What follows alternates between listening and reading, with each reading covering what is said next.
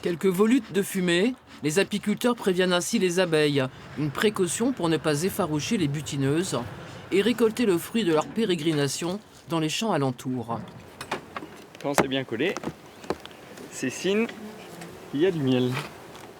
Les cadres sont bien bombés. Tout l'été, les ouvrières se sont nourries de tournesols et de luzernes sur les plaines vendéennes. 60 000 abeilles habitent cette ruche, une population très rassurante. La première chose à observer, c'est l'ambiance dans le rucher quand on arrive et voir réellement si on ne trouve pas de la mortalité devant les ruches ou voir s'il n'y a pas de quelque chose d'anormal. Mais là, c'est très propre devant et puis on voit, toutes les abeilles sont dans les ruches. Là, elles sont en pleine santé. Donc là, on peut dire que les colonies sont en forme.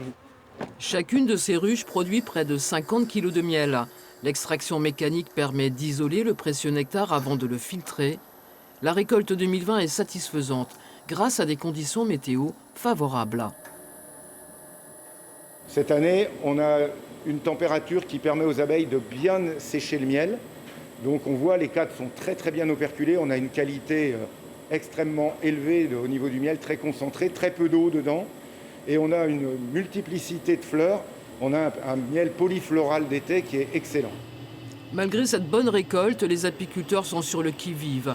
Alors que la santé des abeilles s'améliore depuis 2018, le gouvernement réfléchit à autoriser de nouveau un insecticide pour traiter les cultures de betteraves sucrières. Une aberration pour la profession. Depuis l'arrêt des néonicotinoïdes, eh bien c'est beaucoup plus facile de développer les cheptels. On a beaucoup moins de pertes.